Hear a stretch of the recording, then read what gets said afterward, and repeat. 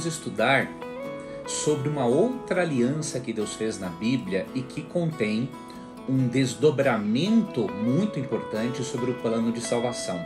A aliança abraâmica, ou a aliança feita com Abraão. E essa semana, com certeza, você vai perceber coisas muito importantes sobre o plano de salvação neste tipo de aliança que Deus fez com este grande patriarca. Depois do dilúvio, infelizmente, a humanidade voltou a se corromper. E Abrão, como era chamado antes, ele nasceu mais ou menos umas 5 gerações depois do episódio ocorrido na Torre de Babel. E naquele momento da história, Deus precisava tomar outra providência.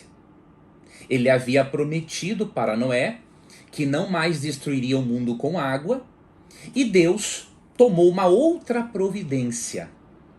Ele percebeu que em meio a tantos povos e culturas pagãs e que adoravam divindades perversas que refletiam o caráter perverso de muitos desses pagãos, Deus, por sua graça, chamou o homem, que tem como o nome Abrão. Por sua graça, Deus decidiu fazer aliança com um homem chamado Abrão. E qual era o propósito do chamado de Abrão? Não era simplesmente estabelecer as 12 tribos de Israel que descenderiam dele. O chamado de Abrão vai muito além. Deus desejava, através de Abrão e de seus descendentes, ensinar a salvação e o conhecimento do verdadeiro Deus aos povos pagãos. Então nós vemos um propósito totalmente missiológico nesta aliança, neste acordo de salvação que Deus faz com Abrão. E vamos ver um pouco mais do desdobramento desta aliança, deste acordo de salvação. Primeiro, vamos entender e ver como que Deus se apresentou a ele, para que você possa compreender o significado de Deus muitas vezes se aparecer na Bíblia com nomes diferentes. Isso vai lhe ajudar a entender a lição dessa semana. Aqui em Gênesis capítulo 15, verso 7, lemos assim: Disse-lhe mais: Eu sou o Senhor que te tirei de Ur dos Caldeus para dar-te por herança esta terra. Aqui nas nossas Bíblias, o Senhor aparece com letras maiúsculas. Por quê? Porque aqui não é a palavra Adonai para Senhor, que poderia ser escrita só com a primeira letra maiúscula, né? Aqui se encontra o tetragrama sagrado do nome de Deus, que seria o Y, transliterando para nosso idioma o Y, o H, o W e o H. Não se sabe, o significado exato deste nome. O que se sabe é que parece ser uma forma de um verbo hebraico, o verbo hayar, e este verbo hebraico significa ser, ou o eterno, e também o que existe, ou pode significar o que existe por si mesmo. Então Deus, ao se revelar a Abrão desta forma, ele estava revelando atributos do caráter dele para que Abrão o conhecesse mais e confiasse nas suas promessas. Nos tempos bíblicos, as pessoas do Oriente Próximo davam uma grande importância ao significado dos nomes. Para você ter uma ideia, de acordo com o comentário bíblico adventista, volume 1, os hebreus, por exemplo, quando davam nome para os filhos, o nome poderia ser um indicativo das características pessoais, poderia ser uma característica do pensamento da pessoa, ou poderia expressar as emoções da pessoa que estava dando o nome. E além disso, um nome podia ser dado ou mudado se dependendo das circunstâncias em que a pessoa se encontrava ou das circunstâncias em que o nome era dado. Então, por causa desse significado tão importante que os semitas davam para o significado dos nomes, Deus aparece a Abraão como sendo aquele o que existe por si mesmo, para mostrar o que para Abraão e para nós também? Que só existe um Deus verdadeiro, o único que é autoexistente e que, portanto, as demais divindades pagãs são falsas. Então ele aparece com este nome, Abrão, para fazer um contraste entre ele, aquele Deus que existe por si mesmo, que é eterno, um contraste com as divindades pagãs criadas pelos próprios pagãos. Tá? Então foi importante Deus aparecer desta forma para ele ver que Deus era realmente o Deus verdadeiro e diferente dos deuses pagãos que Abrão até mesmo conhecia, tá? Porque vivia numa cultura pagã. Para reforçar ainda mais a fé e a confiança de Abraão nele, o que Deus fez? Num outro momento, Deus já aparece como El Shaddai. Por quê? Lembro a você que o nome possui um significado muito importante para os povos semitas. Tá? E aqui em Gênesis 17:1 é onde Deus aparece com este nome, El Shaddai. Diz assim: quando atingiu Abrão a idade de 99 anos, apareceu-lhe o Senhor e disse-lhe: eu sou o Deus Todo-Poderoso, ou seja, El Shaddai. Anda na minha presença e sê perfeito. Verso 2: farei uma aliança entre mim e ti, e te multiplicarei extraordinariamente. Por que aqui Deus se revela como Todo-Poderoso, como El Shaddai? Pelo seguinte: Abrão tinha 99 anos. A mulher dele era estéril.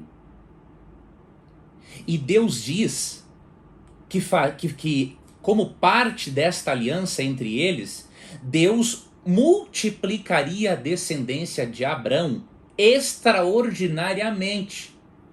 Como seria possível, humanamente falando, que um homem de 99 anos se tornasse tão fértil e que uma mulher que já era idosa e sempre foi estéril viesse a ter um filho?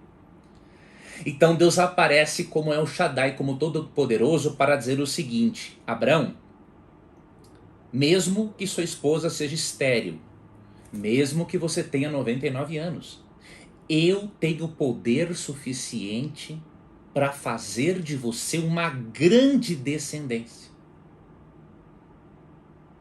Como diz Jesus, em Mateus 19, os impossíveis dos homens são possíveis para Deus.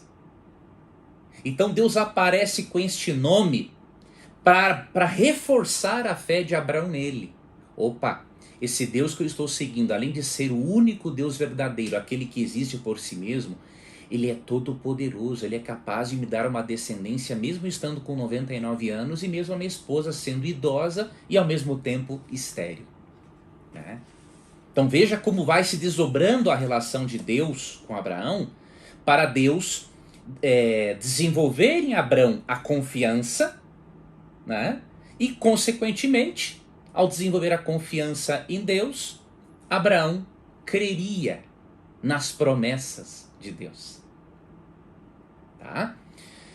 Vamos agora ler Gênesis 17, versos 4 e 5, que diz respeito agora ao estudo de terça-feira do nosso guia de estudos, né, que nós usamos ao longo da semana. Gênesis 17, versos 4 e 5, diz assim: quanto a mim, será contigo a minha aliança. serás pai de numerosas nações. Abrão já não será o teu nome, e sim Abraão, porque por pai de numerosas nações te constituí. Eu já mencionei antes, né, que os semitas poderiam mudar de nome ou ter até um segundo nome, dependendo de circunstâncias especiais. Né? E o nome para os semitas, especialmente para os hebreus, na verdade, ele tinha um significado espiritual muito forte. Vou te dar alguns exemplos.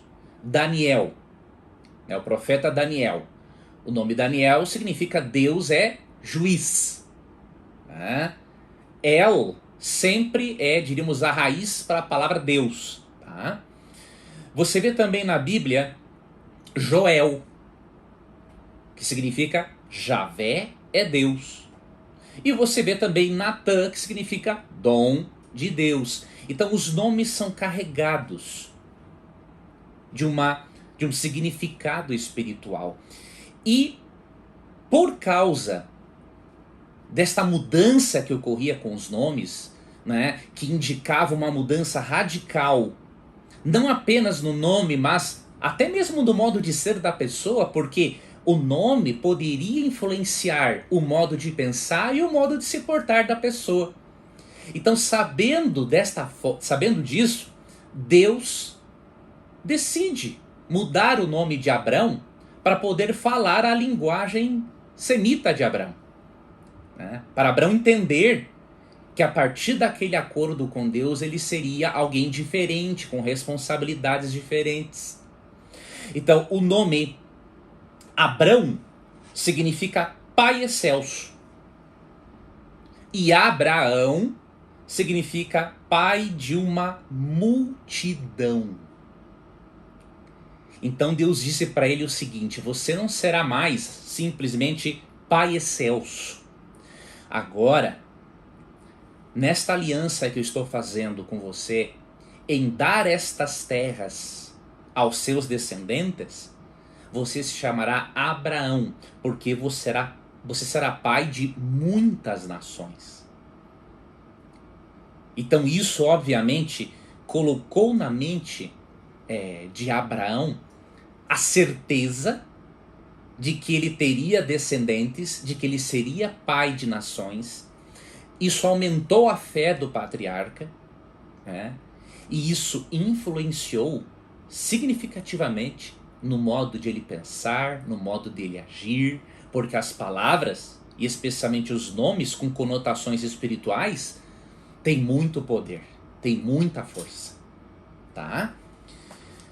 Vamos agora ir para Gênesis 12, 1 e 2, que é assim, o capítulo mais importante, né, poderíamos dizer, desse estudo sobre a aliança abraâmica, para nós vermos quais foram as etapas da aliança que Deus fez com Abrão. Só para refrescar a sua memória, né, a aliança é um acordo, é um pacto. Tá? Então, Deus fez vários pactos, acordos de salvação ao longo da história, para desdobrar um único plano de salvação, que é através de Jesus Cristo. Por isso que Cristo é chamado em Apocalipse 13:8, né? Lá é dito que Cristo é o Cordeiro que foi morto desde a fundação do mundo. Então as alianças são apenas desdobramentos do mesmo plano de salvação elaborado na eternidade pela Trindade, de acordo com Hebreus 9:14. Vamos ler aqui Gênesis 12, 1 e 2 para vermos quais são as etapas da aliança. Se você entender essas etapas, você vai entender as etapas da nova aliança que Deus faz conosco com base no sangue de Cristo. E você vai perceber que a nova aliança, ela é nova porque ela é inaugurada pelo sangue de Cristo. Mas ela não tem uma base diferente da antiga aliança, que também era com base no sangue do Cordeiro. Então é importante que você entenda que o chamado de Deus a Abraão foi algo pela graça, da mesma forma que ocorre no Novo Testamento. Tá? E entendendo isso, você vai conseguir entender de uma forma clara também a relação entre fé e obras. Você não vai ter dúvidas a respeito desse assunto. Então, continue acompanhando o estudo, nós estamos quase no final. Você não pode perder essa parte final. Gênesis 12, 1 e 2 diz assim: Ora, disse o Senhor a Abrão: sai da tua terra, da tua parentela e da casa de teu pai, e vai para a terra que te mostrarei. De ti farei uma grande nação, e te abençoarei, e te engrandecerei o nome. Sê tu uma bênção. Quais foram as etapas? Primeira etapa, ocorreu uma abordagem de Deus. Ora, disse o Senhor a Abraão. Isso nos mostra que a aliança de salvação sempre começa por Deus. A iniciativa sempre é de Deus. Nada podemos oferecer a Deus para que Ele entre em aliança conosco. Essa atitude de Deus, né? Essa postura dele, ele o faz unicamente pela graça.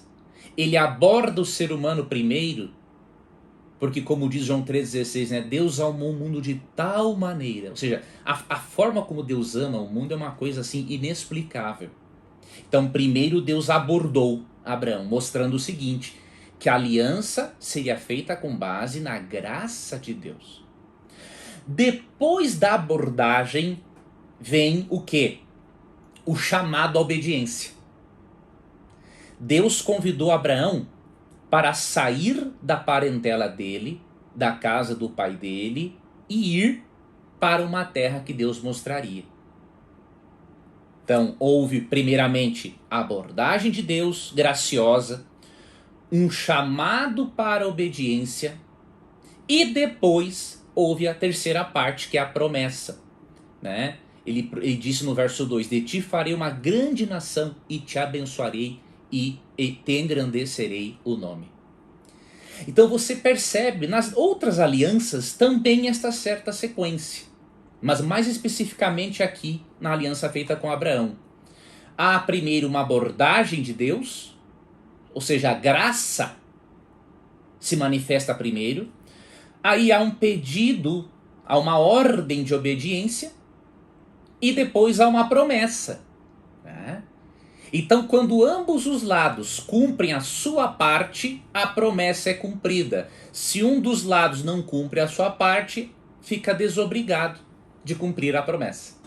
Era assim que pensavam os povos semitas, tá? E olha que interessante. Quando Deus diz aqui, ó, no versículo... Olha o versículo 3, como ele é importante. Abençoarei os que te abençoarem e amaldiçoarei os que te amaldiçoarem. Em ti serão benditas todas as famílias da terra. Aqui tem alguma coisa. De que maneira todas as famílias da terra, de todas as gerações, seriam abençoadas por meio de Abraão? Nós vamos ver essa resposta no Novo Testamento. Através de Abraão, surgiram as 12 tribos de Israel. E de uma das 12 tribos de Israel, descendeu o Messias, Jesus Cristo.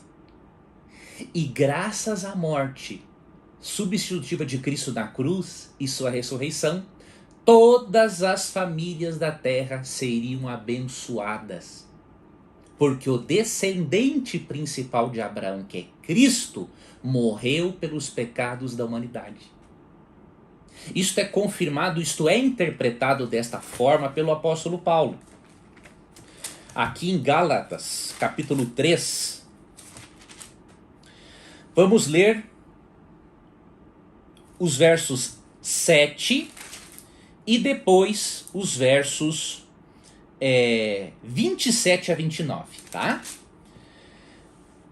Gálatas 3:7. Sabei, pois, que os da fé é que são filhos de Abraão. Então Paulo diz aqui, não são aqueles que querem se salvar pelas obras que são filhos de Abraão. Aqueles, né, os da fé são filhos de Abraão. Esse é o primeiro ponto. E o detalhe é que nos versos 27 em diante, ele complementa, e ele interpreta, né, Gênesis 12, 1 e 2. Porque todos quantos fostes batizados em Cristo, que é o descendente principal de Abraão, não é? De Cristo vos revestistes. De Sarte, não pode haver judeu nem grego, nem escravo nem liberto, nem homem nem mulher, porque todos vós sois um em Cristo Jesus. E se sois de Cristo, também sois descendentes de Abraão e herdeiros segundo a promessa.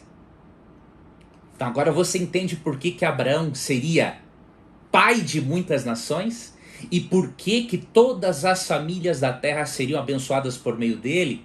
Porque tanto israelitas quanto pagãos que aceitassem ao Deus verdadeiro e que viessem a aceitar a Jesus como Salvador seriam abençoados com a salvação através do conhecimento do Deus verdadeiro, transmitido por Abraão e seus descendentes, e através da morte do principal descendente de Abraão, que é Cristo.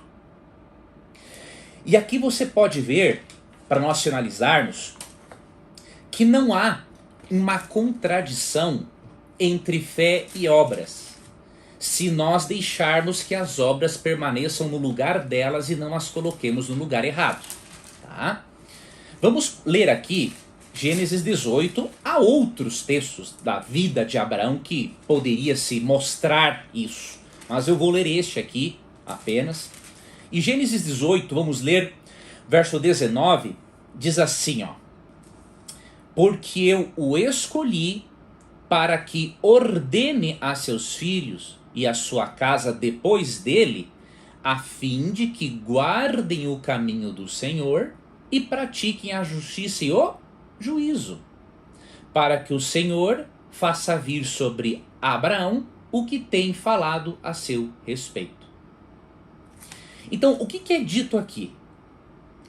Que Deus escolheu Abraão, ou seja, o chamado de Deus é unicamente pela graça de Deus. Abraão não tinha mérito algum para Deus chamá-lo, né? Foi a graça de Deus que o chamou. Só que tem um detalhe: e se Abraão não saísse da terra de Ur dos caldeus como Deus mandou? A fé de Abraão teria sido eficaz? Ela teria se demonstrado verdadeira? Pense um pouquinho. Óbvio que não. A obediência não é um meio de salvação. A obediência é uma resposta de amor à salvação que já recebemos pela graça. A obediência é a parte do indivíduo na aliança com Deus. Não uma obediência legalista que faz o indivíduo se sentir melhor do que os outros ou salvo por seu comportamento.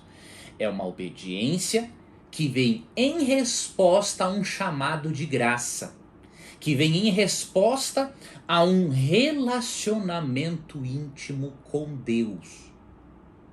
Então você percebe, não existe na Bíblia contradição entre graça e obras, entre fé e obras. Essa doutrina chamada antinomismo quer dizer contra a lei, né? Essa doutrina antinomista tem prejudicado seriamente a compreensão teológica e a vida espiritual de muitos cristãos.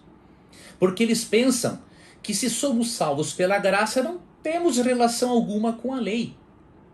É claro que nós somos salvos pela graça independente das obras, como diz Efésios 2, versos 8 e 9. Mas se lermos o verso 10 de Efésios 2, vemos que fomos criados em Cristo Jesus para as boas obras. Ou seja, Deus salva e transforma. Claro que a nossa obediência é imperfeita. Enquanto estivermos com a natureza pecaminosa dentro de nós, nós precisaremos desenvolver-nos a cada dia.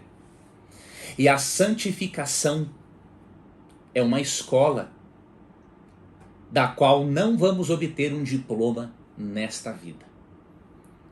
Ela será completada quando Cristo voltar na glorificação, quando Ele transformar o nosso corpo, nossa mente e tirar a natureza pecaminosa dentro de nós. Mas isso não significa que não devamos permitir a cada dia que o Espírito Santo nos torne novas criaturas. Porque 2 Coríntios 5,17 diz que quem está em Cristo é uma nova criatura. As coisas antigas já passaram e eis que se fizeram novas. Então, isto aqui que diz Gênesis 18:19, né, que Deus chama pela graça, mas que a obediência depois é o resultado do chamado pela graça, está em total harmonia com o que está no Novo Testamento. Por exemplo, o que diz Tiago 2,17? Não existe contradição, né? O texto diz assim: assim também a fé, se não tiver obras, por si só está morta. De que adiantaria Deus chamar Abraão por sua graça e Abraão não sair de Ur dos Caldeus? Ele não estaria demonstrando que aceitou esse chamado, né? A obediência de Abraão não fez Deus salvá-lo, não fez Deus fazer um pacto com ele. Deus tomou a iniciativa. Nós vimos isso nas etapas da aliança. Houve uma iniciativa de Deus, depois um chamado para obediência e promessa. Então não há contradição na Bíblia entre fé e obras, desde que você não coloque as obras como um meio de salvação. Elas devem ser o resultado da relação, da aliança que há entre você e Deus. Isto é o que aprendemos em todas as alianças feitas na Bíblia. É isso que vamos aprender quando estudarmos sobre a nova aliança. E por isso é muito importante que você acompanhe o estudo desse trimestre, porque você vai entender coisas muito importantes que vão trazer mudanças significativas no seu modo de pensar, no seu modo até mesmo de estudar a Bíblia. Ok? E eu agradeço muito a você por sua companhia. Espero que a lição dessa semana lhe ajude a entender cada vez mais o plano de salvação, não é? E, novamente, se surgir alguma dúvida referente à lição, você pode escrever aqui nos comentários e eu gravarei um vídeo em resposta a estas dúvidas. Para finalizar, um último pedido que eu faço a você, eu estou querendo desenvolver um projeto, né, junto com você. Então eu já tenho cursos online, mas eu quero desenvolver um projeto com você. E eu queria a sua sugestão. Então deixa também nos comentários que tipo de projeto você gostaria que fosse nosso, sobre qual assunto. Ter a tua opinião será muito, muito importante. Tá bom? Que Deus abençoe a você, que a fé de Abraão impulsione o seu e o meu coração a amarmos a Deus e a vivermos da forma como Ele quer. E quando não conseguirmos, lembremos de 1 João 2, 1 e 2, né? Filhinhos, essas coisas vos escrevo para que não pequeis. Se todavia alguém pecar, temos advogado junto ao Pai, Jesus Cristo, o justo. Um forte abraço e até a próxima.